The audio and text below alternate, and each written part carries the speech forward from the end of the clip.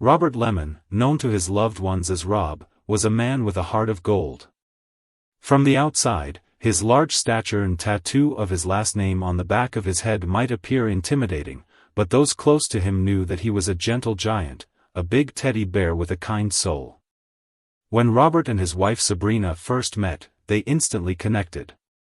Sabrina, a sweet and loving person, instantly resonated with Robert's character. Despite their differences, they formed a deep bond and fell in love. Faith was deeply important to them, and they attended Mass together every Sunday. In 2000, Robert and Sabrina were baptized in the same church, solidifying their commitment to each other. They later exchanged vows in a beautiful ceremony in Arizona, surrounded by their family and friends. Over the years, the couple had 2 children, dedicating their lives to raising a loving and stable family. Eventually, Robert and Sabrina decided it was time for a change and relocated to Silver Lakes, California, a picturesque town located 99 miles from Los Angeles. Silver Lakes was a peaceful family community that offered a perfect setting to raise their young family. Sabrina stayed home and cared for the house and children while Robert worked at BNSF Railway, a job he loved. Robert's job at the rail yards was both his passion and a source of pride. He genuinely loved what he did and excelled in his role. His superiors admired him for his reliability and his unwavering work ethic. The rail yards were a bustling and chaotic environment. Despite Robert's dedication, the work was not without danger. The area was frequented by thieves who would patrol the rail yards looking for cargo to steal. These individuals posed a significant threat to the safety of the employees. However, Robert never let these security concerns deter him from his job and remained vigilant. With Robert's size and smarts, he could easily take down any opponent, human or animal. Robert was more than just a man, he was a force of nature. Robert's personal life was as vibrant and dynamic as his personality. He and his wife Sabrina, 2 peas in a pod, had an active social life and loved nothing more than throwing parties and hosting gatherings at their home in Silver Lakes. They were known for their warm and welcoming personalities, attracting people from all walks of life into their circle of friends. But what captivated everyone about Robert and Sabrina was their youthful energy and unbreakable bond. Robert and Sabrina were like a couple of teenagers in love, not a long-time married couple. They had adorable names for one another and were always laughing, leaving those around them feeling uplifted and inspired. Robert's attentiveness and dedication to Sabrina left many of her girlfriends envious. They wished their husbands were as attentive and considerate as Robert. He seemed to know exactly what Sabrina needed and would always support her, making her feel valued and loved. Even though Robert and Sabrina's social circle was large, at the core of their friendship was a group of tight-knit men and women who referred to themselves as the Wolf Pack.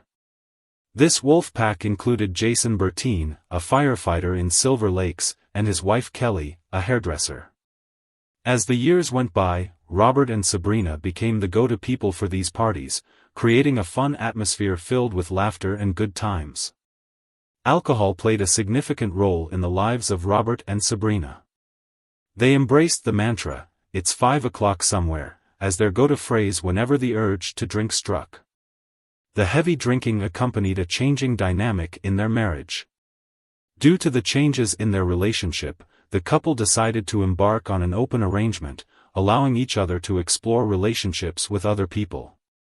One of the couples they frequently socialized with was their friends Jason and Kelly. Despite the unconventional nature of their arrangement, Robert and Sabrina seemed happier than ever. They presented the image of an ideal modern American family. On Sunday, August 17, 2017, Robert embarked on his usual 85-mile journey to work at the BNSF Railways in Tehachapi. Robert, covering for a coworker, had a scheduled shift at the BNSF warehouse, a mundane industrial building on the outskirts of the city. As the night progressed, Sabrina awaited Robert's return. This night held a special significance for the couple, as their daughter's first day of school was the following day. The couple's daughter did not want to go to bed without getting a kiss goodnight from her daddy. However, Sabrina's concern grew when Robert never returned home. Meanwhile, in Tehachapi at the BNSF warehouse, Robert's replacement for the night arrived to find Robert lying lifeless on the floor. The co-worker, in shock, immediately called 911, alerting the authorities to the situation. Officers and paramedics arrived at the scene within minutes, but their efforts proved to be in vain. Despite their best efforts, the medics were unable to save Robert. Robert was found sitting against his work truck. Upon examination, the detective saw that Robert had been shot twice, once in the upper torso and once in the head. The crime scene investigators immediately secured and processed the crime scene, a small warehouse belonging to BNSF. As investigators meticulously examined the premises, they stumbled upon a crucial piece of evidence, an unexpended bullet found above Robert's head. This bullet was collected for evidence testing as investigators sought to piece together the puzzle of this heinous crime. As investigators delved deeper into the crime scene, they walked into the warehouse office and noticed it had been ransacked. Drawers were pulled out, their contents strewn across the floor. Shop manuals, binders, and important documents lay scattered about, seemingly tossed aside in a haphazard manner. Initially, the detectives at the scene believed that the killing of Robert was a crime of opportunity. A suspect looking to perpetrate a robbery had stumbled upon the unsuspecting victim and opened fire, leaving him lifeless on the ground. However, as the investigation progressed, the detectives began to question their initial assumptions. Upon closer examination, the detectives realized the crime scene had been staged. News of Robert's murder reached Sabrina, Robert's wife.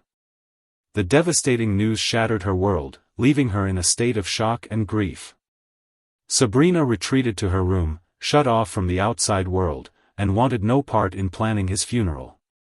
During the investigation into Robert's murder, the detectives faced a peculiar challenge. Everyone who knew Robert described him as an exceptional person. Robert's friends and family painted a picture of a man who had it all: charm, intelligence, and charisma. According to them, he was the type of man every woman wanted. This overwhelming praise for Robert confused the detectives. If Robert was such a great man, why would someone want to shoot him in cold blood? The detectives were left scratching their heads, unable to find any logical motive behind such a heinous crime. As the investigation progressed, the detectives found themselves at a standstill. There were no witnesses to the shooting, and no evidence at the scene that could lead them to a suspect. The only person they were left with to question was Robert's wife, Sabrina. Sabrina assured the investigators that she and her husband had an excellent relationship. She expressed her shock at the realization that someone would want to harm Robert. Although the crime scene yielded a bullet fragment, it provided no evidentiary value. However, the detectives were able to determine that the bullet had come from a .44 or .45 Magnum weapon. Despite the lack of solid leads, the detectives remained determined to uncover the truth behind Robert's murder. Their determination was fueled by the desire to bring justice to a man who, by all accounts, deserved nothing but the best in his life. In an effort to piece together the puzzle, the detectives received the security camera footage from the warehouse where Robert worked. However, to their dismay, the camera fitted inside his work truck was not running at the time of the incident, rendering it useless. The only camera that captured any footage was outside the warehouse. As the detectives watched the footage, they spotted a person with a limp walking through the warehouse complex around the time they believed Robert was shot. Unfortunately, the grainy quality of the video made it difficult to identify any features of this person. However, the detectives felt confident that it was a man, not a woman, based on the shape of the person's body. Robert's employer, BNSF Railway, stepped in to help in the search for answers. They offered a $1,000 reward for any information that could lead to an arrest. This incentive generated a flood of leads from various tipsters, but unfortunately, none were relevant to Robert's shooting. As investigators delved deeper into the case, they discovered additional video footage of Robert on the day he was killed. This footage was obtained from local businesses located along Goodrich Drive, near the warehouse where Robert was shot. The detectives carefully reviewed the footage, and they were able to identify and track every motorist who passed by the area during that time. However, there was one notable exception. Despite their best efforts, the detectives were unable to identify the person driving a motorcycle who passed by the area around the time Robert was murdered. This mysterious motorcycle driver stood out to the detectives. They felt strongly that the person was connected to the crime, but could not identify them due to a helmet obscuring their face. The identity of the motorcyclist remained a mystery, adding to the frustrations of the investigation. Despite their extensive efforts, the detectives were unable to determine who the person was. As the detectives worked tirelessly to unravel the truth behind the crime, they received an unexpected lead from Robert's friend, Jason Bertine. 3 weeks after Robert's murder, Jason came forward with important information that could shed light on the case. He contacted the detective working on Robert's murder investigation and divulged details about a man named Jonathan Hearn. According to Jason, Jonathan was a firefighter and used to work with him. Jason revealed suspicions about Jonathan's relationship with Robert's wife, Sabrina Allman. He informed the detective that Jonathan had called him and left a voicemail expressing remorse for Robert's passing. However, the content of the message was confounding. Jonathan never explicitly admitted involvement in the murder but expressed apologies for what had happened. Jason turned over more evidence to the police regarding Jonathan Hearn. This evidence was a letter written by Jonathan in which he repeatedly apologized for something. However, the letter failed to provide insight into what exactly Jonathan was apologizing for. Furthermore, Jason's wife, Kelly, shared her suspicions with the detectives. According to her, Jonathan had been spending a significant amount of time at Sabrina and Robert's home following Robert's murder. Kelly found this strange. The detectives began their investigation by looking into Jonathan Hearn's background. They discovered that in 2012, Sabrina, the victim's girlfriend, worked part-time at Costco. Coincidentally, Jonathan was a frequent shopper at this store. Sabrina and Jonathan struck up a conversation, and a connection was formed. After exchanging phone numbers, they soon found themselves in a romantic relationship. However, Robert was unaware of the ongoing affair until he stumbled upon intimate text messages on Sabrina's phone. This discovery shattered his trust in her. Sabrina assured Robert that she would end things with Jonathan, but that promise proved empty. As the detectives explored various leads, they discovered that Jonathan Hearn had access to a motorcycle. This discovery raised suspicions, as the detectives believed that the suspect had used a motorcycle to carry out Robert's murder. Further investigation revealed that there was a Yamaha motorcycle registered to Jonathan. That information added fuel to the detectives' theory that Jonathan Hearn may have been involved in the murder. The evidence of the motorcycle and that Jonathan had been involved in a romantic relationship with Sabrina behind Robert's back made him a plausible suspect. In a desperate attempt to gather more footage of the suspect, the detectives focused on pulling CCTV footage from businesses in the area. Their efforts paid off when they stumbled upon footage of the motorcycle driver pulling into a nearby Pilot gas station. The detectives found more footage of the suspect in the convenience store, where they were able to see the suspect wearing a red bandana to conceal his face. However, with the helmet still on, they were unable to identify the suspect's features.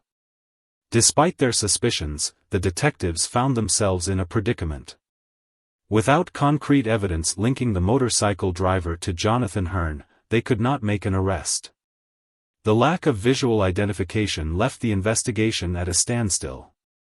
However, the detectives remained convinced that Sabrina was involved in the murder. They knew that if their theory was correct, Sabrina's lover, Jonathan, was likely the culprit. Determined to catch them in the act, the detectives placed a wiretap on Sabrina's phone. Their hope was to intercept any incriminating conversations between Sabrina and Jonathan, providing the evidence they needed to bring justice to Robert's murder. Sabrina and Jonathan spoke often, and their conversations were mainly centered around God and religion. However, there were moments when Jonathan delved deeper into his beliefs, reciting Psalm 51, also known as the Tale of David of Betha. This psalm, which delves into the consequences of adultery, caught the detectives' attention as they wondered whether their discussion had a deeper meaning. Determined to get Sabrina and Jonathan to open up, the detectives devised an ingenious plan. They called Sabrina and lied, telling her that the detectives had found DNA evidence at the scene linking the suspects to Robert's murder. This ploy was designed to provoke a reaction from Sabrina and Jonathan, hoping it would prompt them to discuss their involvement in the crime. As soon as the detective hung up the phone with Sabrina, they immediately listened in on the wiretap. Sabrina wasted no time in calling her lover Jonathan. During the call, Sabrina and Jonathan never explicitly admitted to killing Robert, but the detectives felt the conversation was telling. Neither of them seemed thrilled at the news of the DNA evidence, leading them to believe that they were hiding something. On November 18, 2014, detectives were granted search warrants for multiple locations related to Robert's murder. These searches were crucial in gathering evidence and piecing together the puzzle. At one of the search locations, the home of Jonathan, detectives stumbled upon a Yamaha motorcycle, a helmet, a red bandana, a backpack, and other items. That same day, the detectives arrested Jonathan and Sabrina. Following the arrests of Sabrina and Jonathan, Sabrina was taken to the police department for questioning. During this 4-hour interview, Sabrina adamantly denied having any involvement in her husband's murder. She maintained her innocence and refused to implicate herself in any way. Despite the efforts of the detectives, no evidence could be found to connect Sabrina to the shooting. As a result, the detectives were left with no choice other than to release her. Upon returning to Silver Lakes, Sabrina was met with an unexpected backlash from her neighbors. The community that once loved her and her husband's infamous parties now turned against her. Sabrina was subjected to harassment and threats, forcing her to pull her children out of school. The pressure became unbearable, and Sabrina made the decision to leave Silver Lakes behind, seeking a fresh start. She relocated to Camarillo, California. On January 7, 2017, Sabrina was arrested for Robert's murder. The charges against her this time stuck, and the case finally went to trial. Jonathan emerged as the star witness for the prosecution. He testified that Sabrina had suggested divorcing Robert so that she could be with him. However, Robert made it clear that he loved her too much and would rather die than lose her. According to Jonathan, Sabrina then had the idea to plan and execute her husband's murder. According to Jonathan, the first time they attempted to murder Robert, Sabrina mixed arsenic into his banana pudding with vanilla wafers. However, the attempt was unsuccessful, and Robert survived. Undeterred, Sabrina and Jonathan planned a second attack. She showed him images of the warehouse and the surrounding area, describing the layout in great detail. Jonathan claimed Sabrina wanted him to know what to expect when he entered the warehouse to shoot Robert on August 17, 2017. Jonathan confessed to the jury that he made a trip to the warehouse on his motorcycle, following Sabrina's instructions. He arrived and confirmed the CCTV footage that showed a man with a limp entering. However, Jonathan admitted that he faked the limp to throw off the police, hoping to divert attention away from himself. Once inside the warehouse, Jonathan confronted Robert. He admitted to shooting Robert following Sabrina's instructions to make the scene look like a robbery. Jonathan stated that he went into the office and made a mess before leaving the warehouse. Jonathan said he realized Robert was not dead, he was still breathing. Jonathan admitted he shot Robert a second time, this time in the head. After committing the murder, Jonathan fled the scene on his motorcycle, feeling a mixture of relief and guilt. He quickly made his way back home.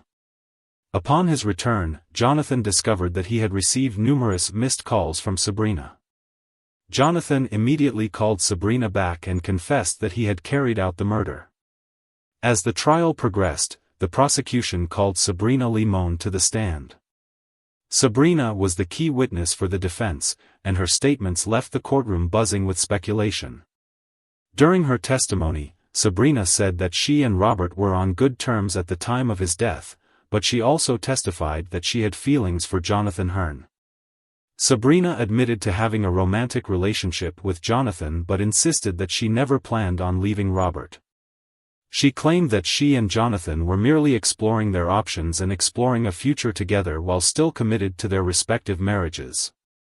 However, the prosecution argued that Sabrina's actions did not align with her claims. One of the key aspects of the prosecution's case was the belief that Sabrina may have murdered Robert for financial gain. They argued that Robert's life insurance money could provide the perfect motive. However, Sabrina denied the allegations, stating that any funds she received were placed in a savings account for their children's living expenses. She claimed that she never intended to use the money for her own gain. Sabrina insisted that she had no prior knowledge or involvement in his death. However, the prosecution presented evidence to the jury that showed Sabrina did not act like a grieving widow after the shooting. They presented text messages that Sabrina and Jonathan exchanged, revealing their continued romantic relationship. In one text, Sabrina calls Jonathan a sexy guy and professes her love for him. Sabrina even wrote that she had a desire to kiss Jonathan all over non-stop.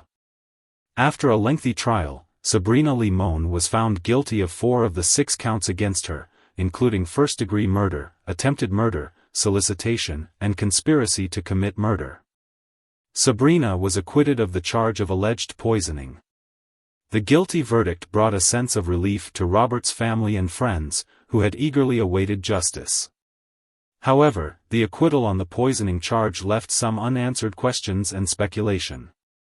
In November 2017, Jonathan Hearn was sentenced to the terms of his plea deal.